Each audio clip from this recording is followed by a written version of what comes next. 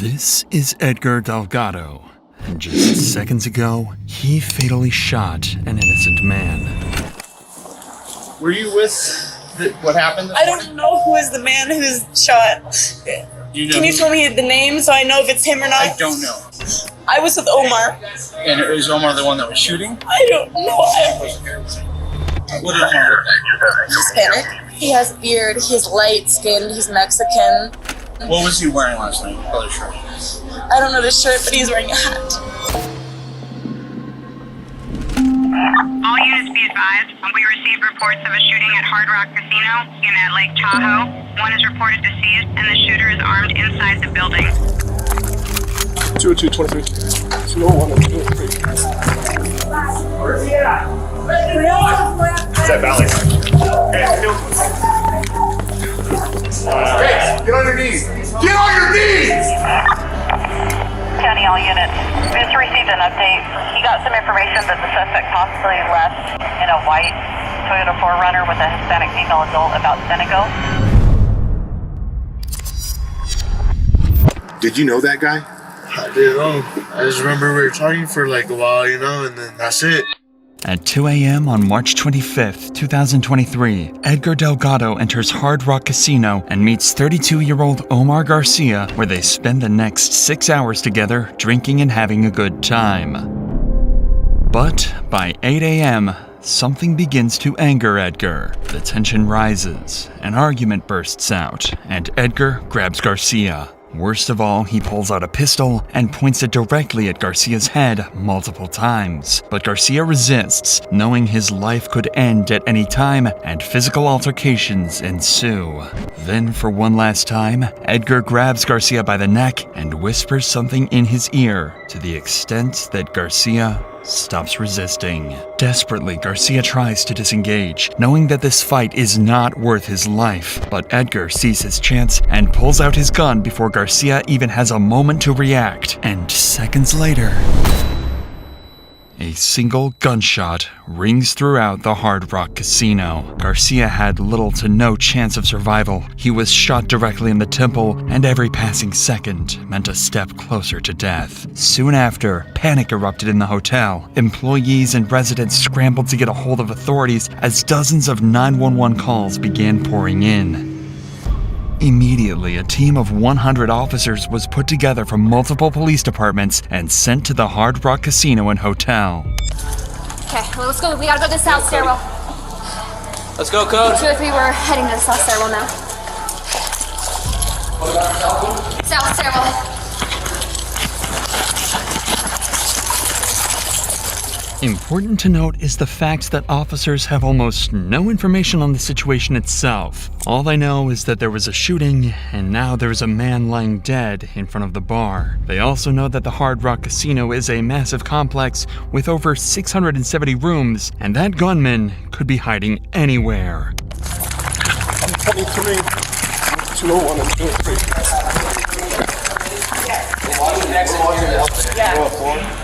Hey, Matt, Keenan.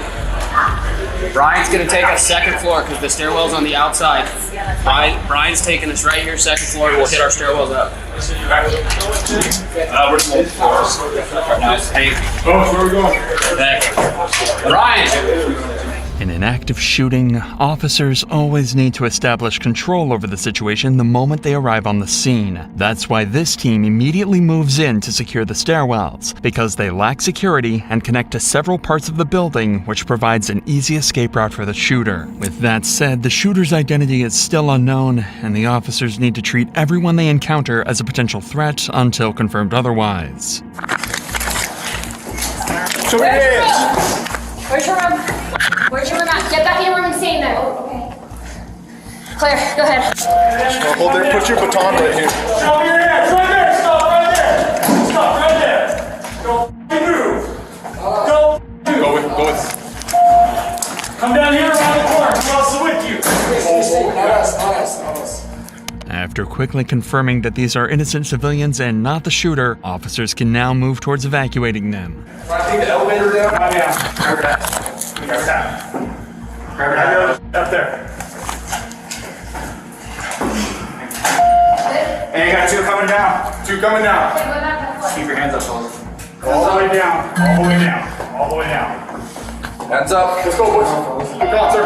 Thank you. What's going on? You're good. Keep going all the way down. Somebody. You're good. Go. Take a deep breath. We got guys on every floor, so call out. While this team is clearing this part of the stairwells, another team on the casino floor works on securing the crime scene and providing life-saving assistance to the victim. No, I ended up with the victim. You guys have fun. Apparently, yeah, where the victim was. Yeah. You got one here. One along this column right here that you can see. Although emergency services were quick to respond and Garcia was transported out quickly, it was far too late to save him. He was pronounced dead within minutes. Worst of all, the killer was still on the loose, and every second wasted meant that officers were further away from catching him and more innocent lives were in danger. That is why the team on the casino floor immediately starts gathering witness statements to try and figure out exactly what happened. The first was someone who was able to get a closer look at the crime scene immediately after Garcia was shot. Was that the only shell casing you found that was spent? No, the spent one's right here next to this. Here, hold on. Right there. That's the only spent one you saw? Yeah, so the word was that they were struggling. Yeah. I was just holding the arm down, and then I guess got free and one shot. So one shot. That's why I think the guy's still alive. Where was he hit? In the stomach? Oh, it was in the head. Yeah, that's brain matter. Oh, you're right. Yeah. The next witness was a girl that Omar was on a date with just hours before the murder. Hello. Were you with what happened? I don't know who is the man who's shot. Can you tell me the name so I know if it's him or not? I don't know. Okay. I was with Omar. And is Omar the one that was shooting? I don't know. What happened was I came in here after my work with a man named Omar as a date. What did Omar look like? Hispanic. Handsome. Did he have a All beard? incoming units mean 272 in Valet at Harbor. What's that? I just met him last week. So you or don't 2 know if he weeks has ago. a beard? I just met him, but I know he's like close contact with a lot of people in town. Okay. I know that he's very important in town as a person. Okay. You know what I mean? Like Just everyone loves as a him. description though, does he have a beard? He has a beard. He's light skinned. He's Mexican. What was he wearing last night? What color shirt? I don't know the shirt, but he's wearing a hat, a backwards hat or black baseball hat. Okay. Even though this girl was praying that it wasn't who she thought, she does not know yet that it was in fact Omar who was shot and has even passed away. Although tragic, officers cannot spend any time on grievances. They have no clue what the killer looks like, what his escape plan is, and who he could possibly harm next. This is where they begin executing the last step of their response, chasing the shooter down, which begins with multiple SWAT teams initiating a wide search of the entire building, checking every hall and every corner.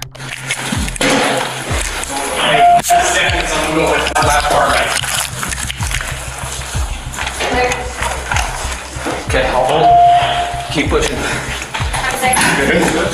Take a deep breath, Ellis. Yep. Good job. 202, we will be on floor 9.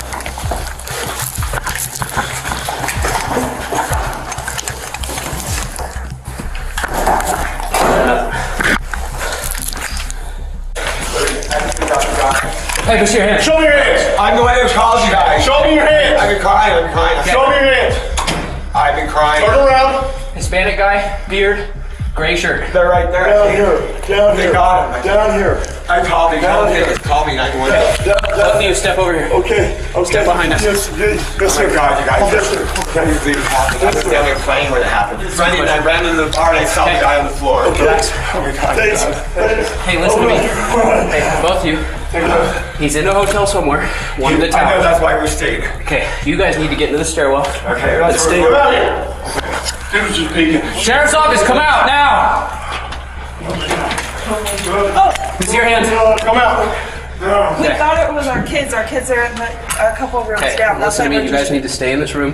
Don't come out for any reason, okay? Okay. Keep the door locked. Do not come out, okay? There's an active shooter right now. Stay in the room. At this point in time, officers do not have access to any of the CCTV footage, and it is difficult for them to find out who exactly the man is, let alone where he went. But getting their hands on this footage should only be a question of time. The security of casinos are often incredibly high, designed to quickly de-escalate dangerous situations like this, as we will come to see later in this video. The reason for this is part because of a shooting that happened back in Las Vegas in 2017. Due to the failure of that casino hotel's security, they were forced to pay out over $800 million to the victims of the shooting, ensuring that security would be increased on all casino hotels, much like this one. Police at Hard Rock Cafe received intel that the suspect likely fled into one of the 5 apartments nearby on the 1st and 2nd floor. Fortunately, this team you just saw cleared out the stairs and hallways, meaning more teams can rush into these apartments and look for the suspect. Sheriff's office, open the door, show me your hands. Keep your hands up. Hey, we had a shooting downstairs. We need to make sure who's in here and who's not, okay? Go ahead, step right here. Keep your hands up. Just you two? Closet.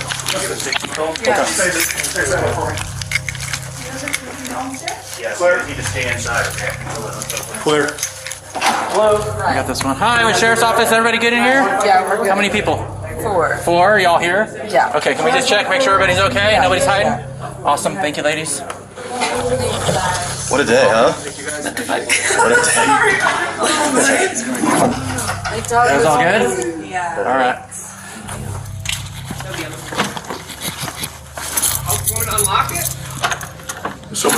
Yeah. Unlock the door, open it slowly with your hands up. There you go. Look at no clothes on, of course. Yeah, all right, so we know we just didn't come on. Just coming out for a Over second. here, we'll get you some pants, okay? Anybody else in the room? Go step over here. Okay. Is there anybody else in there? No. All right, stand right there. Step over here. Can I ask what's going on? We'll get to you in a second. Shooting. Holy fuck, it's hot. Coming out. Clear, coming out. Am I okay to check out? Just go in the room and hang tight. Although the Fourth Amendment bars officers from warrantless searches under most circumstances, this scenario is an exception as it is classified as an exigent circumstance. Exigent circumstances exist in situations where people are in imminent danger, where evidence faces imminent destruction, or prior to a suspect's imminent escape, much like in this active shooting. But even with this privilege, officers need to pick up their pace, because only 2 of the 5 apartments on this floor have been searched, and the killer could be in any one of them. Sheriff's office. Open the door. Can we see your hands? Anyone else in there with you? No, just you? Okay. Is anybody hurting here? No. No? No.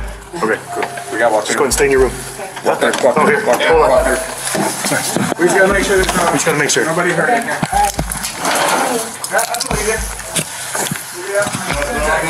No, I don't. They're gonna shoot on the casino floor, Oh my God. Sorry. Thank you. Sheriff's office, open the door. Okay. Let me see your hands. Open the door, let me see your hands. Thank you, open the door. Oh, shit. Who else is inside? My son. All right. Alone. Clear. We had a shooting incident at the hotel. I need to make sure there's no suspects in there, okay? Keep your hands up. You guys all right? Yeah, we're fine. How many are in here? Just 2 of you? Just me and my son, yes, sir. Okay, everybody's accounted for? Yes, sir. Good. Move it. Even with such extensive manpower, SWAT is having a difficult time tracking down the killer. But they had one more apartment left, and the individual they came face to face with was someone who could very well be the killer. Sir, open the door. What's up? Sheriff's office, open the door. finishing this way. Open the door. I'm gonna break the door down and come in. Okay? We have a shooting. We're checking for people, so please open the door. There's me and my son's in the shower right now. Okay, open the door. You're not going in the shower. I understand that. Open the door, please. What do you want to do? We're searching to make sure everyone is okay. that on? Okay. Yes. Did you just turn it on? Yes. Off or on? It's on. It's on. So I need you to open the door, sir. But if you're coming in with SWAT gear, like, I've been sleeping. I just Okay, woke up. my gun is down and it's holstered, okay? I just need you to open the door so I can talk to you here and I make sure everyone's okay that's inside the room, okay? We had an active shooter on the casino floor. Everyone's okay in here. Okay, I need you to open the door so we can make sure. Are you looking for somebody? Sir, I'm really trying not to make it difficult. I'm not trying to make it difficult. You are making it difficult. All I need is you to open the door. You're not going to break down that door. I'm not going to break down the door. I just need you to open this door. You're not going in there when he's naked in the shower. I'm not going in the shower. I just need you to open this door. Then why do you need to open this door? You're not telling me much. Do you have any reason to stop someone? We don't know. We had an active shooter on the floor, so we don't know. We're checking every single room, right? So far, out of all the casinos, out of every room guest that we've been to, you're the only one that's not opening the door. You have probable cause to come in here. Refusing to cooperate in an active shooter situation is one of the worst decisions this man could have taken. To make things worse, he mentions the presence of someone else in the apartment. This is why officers have to be incredibly careful in dealing with this situation, because for all they know, behind this door could be someone ready to shoot at them. I'll wait. If you want me to wait till your son gets out of the shower so I can talk to him. Thank you, sir. You're not coming in though and breaking down the door to go in the shower. I'm not going to break down the door to go into the shower, okay? It's my kid, he's in the shower, there's no reason for it. We've told you 4 times, we're just checking the room to make sure no one's in there with a gun. Just let him through. This guy's got a gun. Yeah, in case there's another guy in the room with one. Please put the gun down. It's down, sir, okay? It was pointed at me. It's not pointed at you. down. Jesus Christ. Okay? Do you have ID, sir? I do have ID, I don't. Okay. Who else, besides you and your son, who else is here? Nobody's here, as Okay. you see. Okay. Can I come in and look on the other side of that bed over there? Yes, you can come in and look. All right, thank you. Fortunately, the apartment seemed relatively safe for officers to enter, but the suspect's behavior causes them to think that he might have been in contact with the shooter and need to interview both him and his son. And you're the only 2 that are in the room? We are the only 2 that are in the room. I'm gonna wait right here. Can you ask your son to maybe just off the shower, put on a towel, and stick his head out so I can verify he's okay? Yeah. Okay. How you doing, sir? Good. Good. I'm Sergeant Stork with the Sheriff's Office. Sorry for the rude awakening. We had an active shooter on the casino floor, so we're going room to room, making sure everyone's okay, no one was shot. There's no one that's tried to come in, get in your room. Okay? Obviously, it's just you and Just father, us 2. right? Have you apprehended the suspect? That I do not know yet. Am I So, no. to leave or not? So we're asking people to shelter in place right now. We're pretty close to being done, so I say give about a half hour, call down to the front desk and ask if it's okay to come on out. A shelter in place is an emergency protocol deployed to protect citizens in case of an emergency. By staying put in safe places like their apartments, any threats are deterred from being able to harm individuals. For now, though, this man showed no proof of being affiliated with the shooting, so officers decide to move on. But even with the 5 apartments searched, there was no sign of the killer. The only option officers had left was to begin searching even more rooms on the higher floors, but this would cost them precious time that they did not have. This is why they turned to the hotel's CCTV footage in hopes of getting a lead on who the man is and, most importantly, where he ran off to. I'm gonna go upstairs. Let me climb up and I'm taking her upstairs to look at the camera. Fortunately, this proves to be a big breakthrough in the case, as officers soon find footage of the man running off from the crime scene. Officers had finally had an image of what the suspect looked like, and it was soon sent to every single team in the hotel. And not even minutes later, officers get a lead, a man in the lobby who matches the image exactly. Hey, come here! Hey, hands up! Put your hands up! Get on your knees! Get on your knees! Down! Get on your knees! You two, get the out of the way! You, out! Up against the wall! Up against the wall! Up against the wall! Turn around against the wall! You got him? Hey. Where are you coming from? My hotel room. Huh? What room? Yeah, I don't know. Go! Hey! Get the out of here! Cover down, look at this.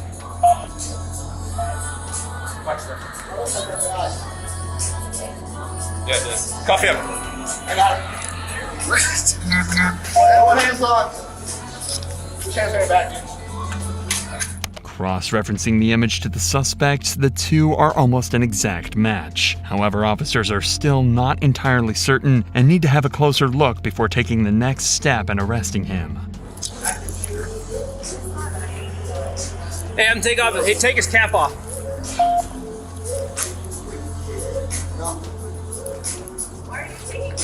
Do you have any tattoos, buddy? Yeah, I got tattoos. Where are your tattoos at? Behind my arm, my thigh, my legs. Take off his, let's move his jacket down. Just gonna check your tattoos, right? Okay. Check on the side.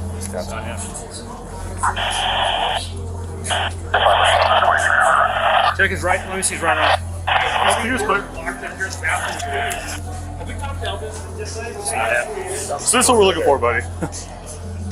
Dude's got similar style as you. Yeah, so that's why it is what it is. Unfortunately, this turned out to be a dead end. This was not the man that the officers were looking for, and the frustration clearly began to grow. Were you out in the casino floor before you came down? We were at the restaurant and then went straight to the room. Their surveillance guys did not know anything about this when I went up there. Zero.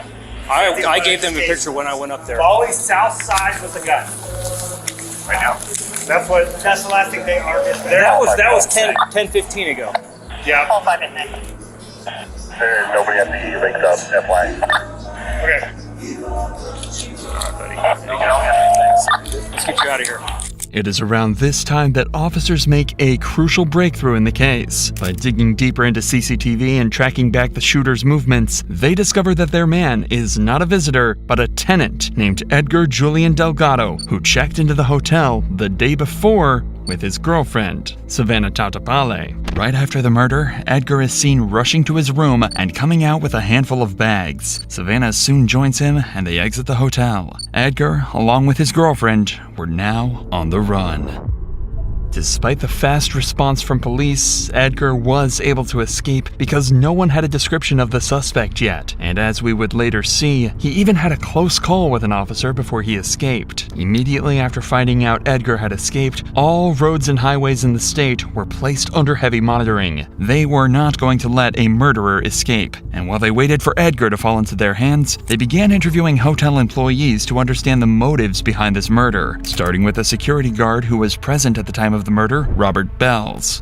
And as he and I were finishing the cigarettes, we heard a loud boom, like a shot. Within 10 seconds, the dispatcher, who was Santos Nunez, said someone has been shot at Center Bar. And he relayed that information over the radio? He relayed that information over the radio. I heard the information. Okay. I stepped into the center hallway and proceeded down towards the Center Bar when I saw a rather large man, about 6 foot, 6'1", walking in my direction. Okay. My thought was, this is the guy who just shot someone at the bar, because he seemed a little agitated walking. So I immediately turned around. I stayed far away enough till he exited to the left going towards security podium. That's when I walked out. I'd overheard earlier the traffic that a gunshot, somebody had been shot at the bar. And that's when I walked over and I saw a man laying there in a pool of blood at the bar. From what Robert says, the killing itself was quite a big scene at the Center Bar. Yet the response was so slow that Edgar was not only given the time to escape, but pack his belongings before doing so. To make matters worse, Edgar actually walked in front of the security podium, the point at which the entirety of the casino's security cameras were managed by guards. Security likely decided that pursuing an armed suspect, especially one responsible for a shooting, was not a wise decision to make, and rather opted to keep tabs on his whereabouts. Regardless, it is unfortunate that Edgar was given enough time to escape comfortably. At this point, officers move on to the next employee, Noble, who gives more insight into what the two were talking about before Edgar pulled the gun. Were you able to hear what kind of conversations they were having, what they were talking about? Not exactly. I wasn't really processing. It was still kind of early for me. It was kind of background noise to me, but okay. They were, Now, well, as they're being loud, was it a loud argument? Were they just being loud, laughing, joking? It seemed more like just kind of tough buddy stuff, I guess. More joking, I would think. In what way would you describe that, the tough buddy stuff? Comments like each they other? did mention they were starting it like, oh, joking, like I could kick your ass. No, no, you can't, type thing. Okay. And that's when, they started just scuffling up a little bit there. Do you remember who told who initiated that type of conversation? No, I can say for sure. Friendly banter turning into a murder is something highly unusual. There is a crucial piece of the puzzle that detectives are missing out on, and the only person who can give it to them is Edgar himself. But in order to catch him, officers have to be patient. They already know what his car looks like from the CCTV footage, and checkpoints have been set up on all roads leading to the Hard Rock Casino. This meant that it was only a matter of time before Edgar fell into their hands. And sure enough, hours later, Edgar's vehicle would approach one of these checkpoints near Highway 50. There was no escaping anymore, and officers could finally get the answers they've been so desperately searching for. Turn around for me, Edgar. No, towards me, not. Edgar, my name is Steve Schultz. Yep. It's nice to meet you. What's your last name, Edgar? Delgado Gallardo. Delgado? Gallardo. Gallardo? Gallardo is my maiden name, so I don't go by it too much. So you go by Edgar? Delgado. Delgado. Yeah. Got it. Edgar, I'm going to want to talk to you back here in the town of Southlake. Okay? That's fine. So the sheriff's department here in California is going to bring you back so that we might be able to talk to you. I don't have my glasses, so I can't see. Where are your glasses? I have no idea. They might be in my girlfriend's car. That's your girlfriend's car? Yeah. Savannah. What's her name? Savannah. Savannah. I understand. Okay, so I'd like to meet with you. I'm just going to have my partner take a couple of photographs of you. Where did Kruger? He is in Nevada or California? I am a Nevada detective. So Okay. I'm from the state of Nevada where the casinos are. Yeah. You're being held right now in California by or? the El Dorado County Sheriff's Office. Even though Edgar was arrested in California, he'll still be charged under Nevada law because that's where the crime took place. In fact, California police will need to send Edgar back to Nevada through a process called extradition. This is required by the extradition clause in Article 4 of the U.S. Constitution, which states that if someone commits a crime in one state and flees to another, they must be returned to the state where the crime occurred to face trial. This ensures that Edgar is tried based on laws of the state where the crime happened. And in Nevada, first-degree murder results in either life without parole or 50 years with the possibility of parole after 20. Now I understand that I can smell that you've had a little bit to drink. Okay? Yeah, a little bit. So I'm going to give I've been drinking since we got into over there at 1:30, and I've been drinking till 7 a.m. Okay. So what I want you to do is I just want you to have a seat in that car. We did you a solid, right? Got you out, let you take a pee. Right? Yeah, you okay? I'm good. All right. I'm good for now. It is chilling to see Edgar act so nonchalant after taking the life of someone who wished to be friends with him. But this explains several of Edgar's mannerisms. The slurred speech, the lack of understanding, his stumbling while escaping from the casino, and most importantly, his sudden impulse to shoot Garcia. Although aggression to this extent stems from an individual's personal decisions, alcohol can often act as a catalyst. According to the NIH and WHO, alcohol is the most commonly associated drug with aggression compared to others that affect body function. This means that Garcia was murdered at the whims of a twisted drunkard, and Edgar needs to give them answers. But before an interview proceeds with him, detectives decide to interrogate his girlfriend, Savannah, in order to understand Edgar as a person, possibly giving them invaluable evidence to charge him with murder. Hi, Savannah. Hi. My name is Nadine. Nice to meet you. Jenkins is my last name. Nice to meet you as well. I'm a detective with Douglas County Sheriff's Office on the Nevada side. I would like to talk to you about what happened over at the Hard Rock that kind of led up to you being contacted by El Dorado County Sheriff's Office. Take me from the time that you arrived in Tahoe until the time you left Tahoe and tell me everything that happened from the beginning to the middle to the end in as much detail as you can. So we got here, we went straight to the Hard Rock.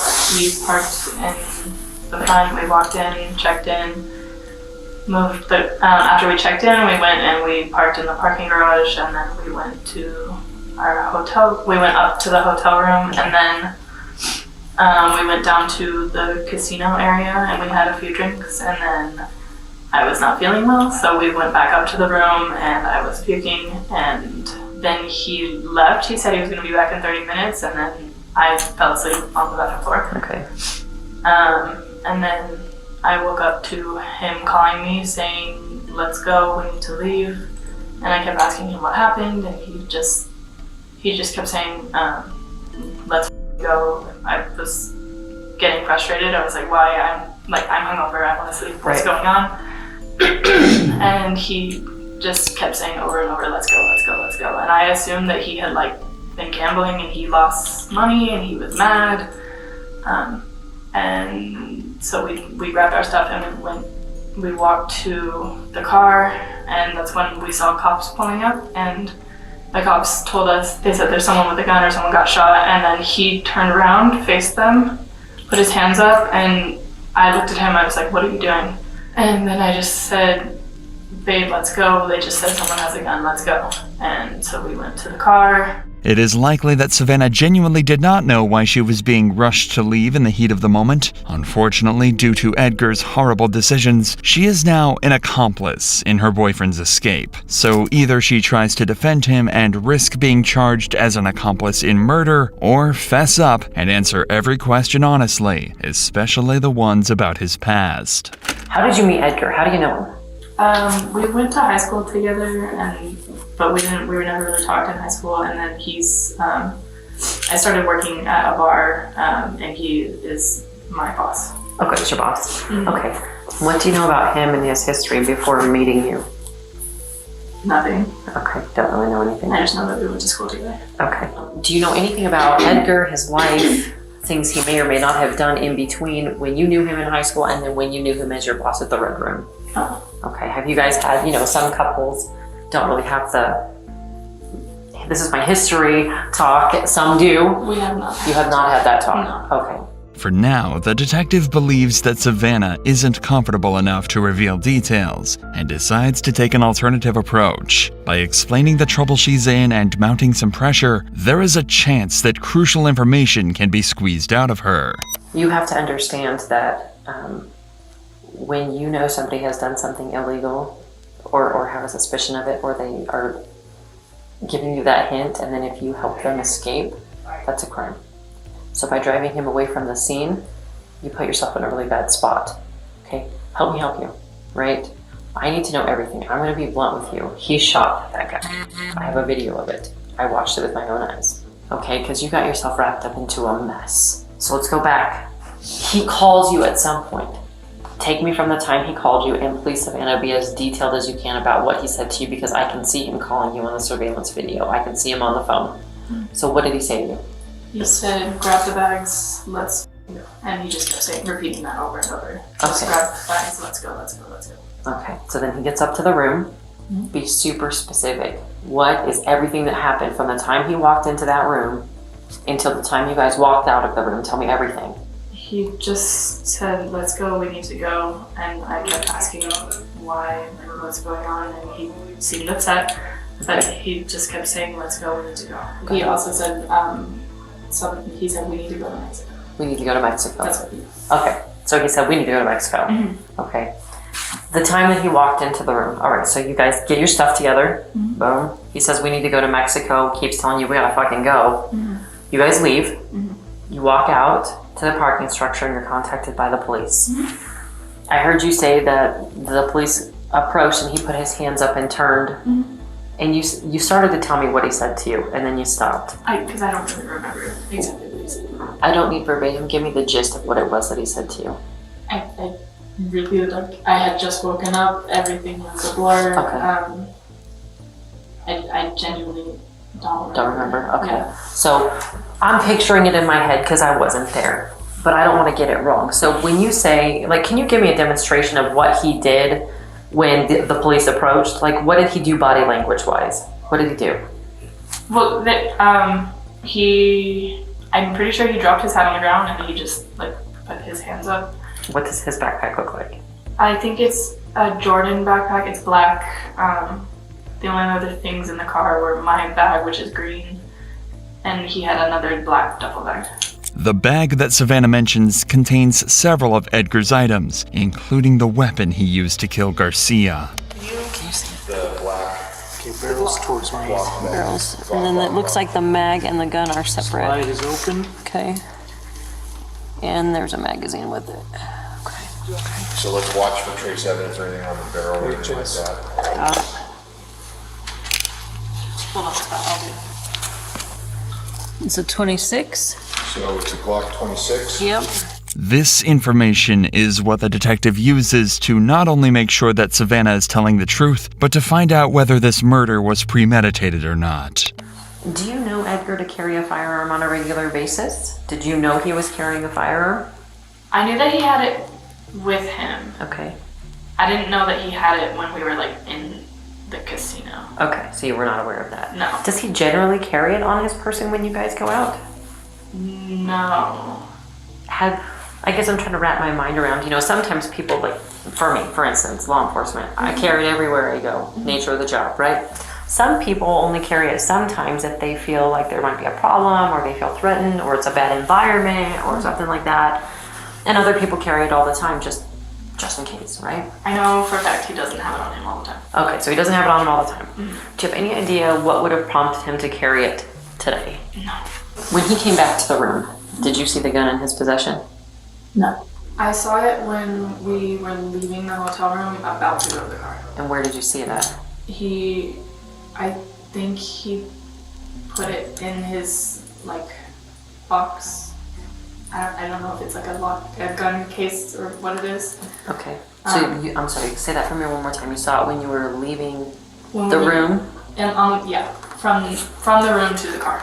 Okay, so he stopped and he put it in a box of some sort? I think it's his gun case. Under normal circumstances, it would not have been odd for Edgar to carry a weapon. This is because he worked as a security guard in Santa Cruz, and due to the nature of his job, one would expect him to be safety-oriented. If this were the case, detectives likely would not think that the murder was premeditated. However, the reality was that carrying a weapon was unlike him, as his girlfriend testifies. If anything, this has dug an even deeper grave for Edgar, since there are grounds to charge him with first-degree murder. But Edgar somehow makes this situation even worse for himself with the interview he gives one of the officers who arrests him. This would also be where we finally see Edgar's mental state during and after the murder.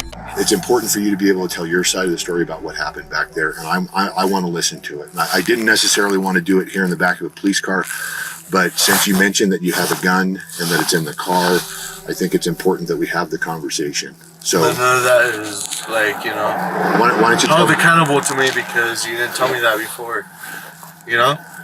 But all I gotta tell you is like, why don't you tell me your side of this? How did this happen? In the long run, and she knows too, like, she's been wanting to do it for a while. She's been wanting to become like a police officer, you know? Okay. So we're okay talking? Yes? You're willing to talk to me?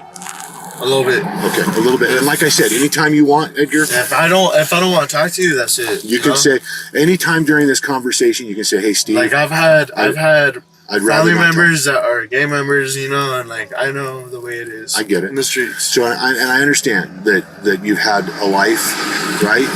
I get that, and it's important for you to get your side of this out, what happened, why it happened, and I'm willing to listen to that. Immediately, the detective sets up a safe space for Edgar to talk. Considering the facts that he is drunk, these sort of questioning tactics have an instant effect on him as he begins to open up.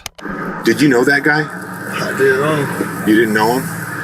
What happened? I just remember we were talking for like a while, you know, and then like, that's it. Like, I just remember we met up. He was like, oh, like, I'll teach you how to, like, fucking snowboard. I'll teach you how to skate. I'm like, I know the way she is, too, you know? Like, I was like, oh, like, yeah, that's fine, you know? Did he do something that made you shoot him? I don't know. I can't agree to that. I can't dispute to that. I just know that one thing led to an next, and he was trying to get out of that parking lot real quick. And I realized she was asleep the whole night. She was asleep throughout the whole night.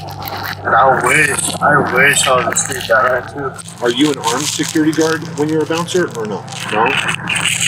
So why did you have a gun on you today? You don't know? I appreciate you taking the time to talk with me, and I think it's important that you just get it out. Tell me the whole thing about what happened, what was said, why it happened.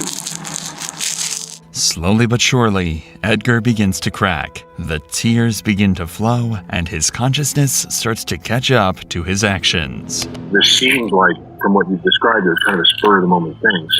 Something happened. I'd like to know what. I wish I did.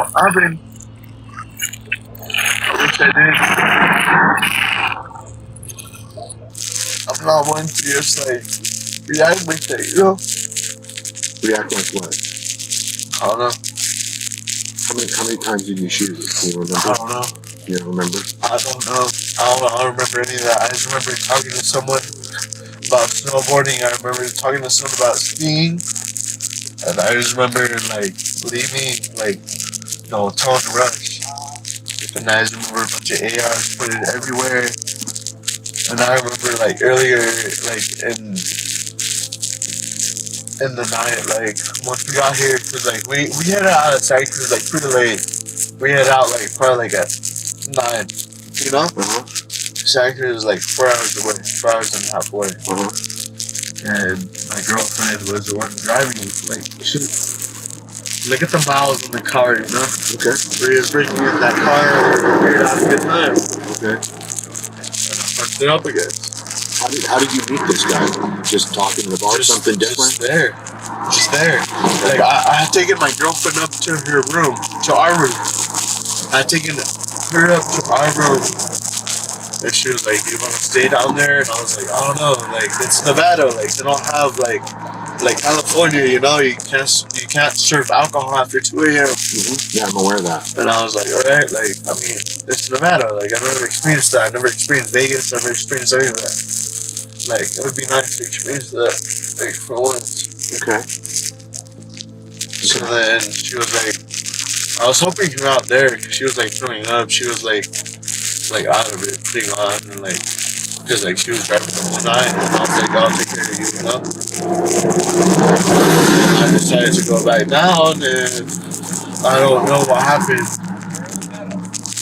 I just remember it being, like, fucking this at the, like, now, like,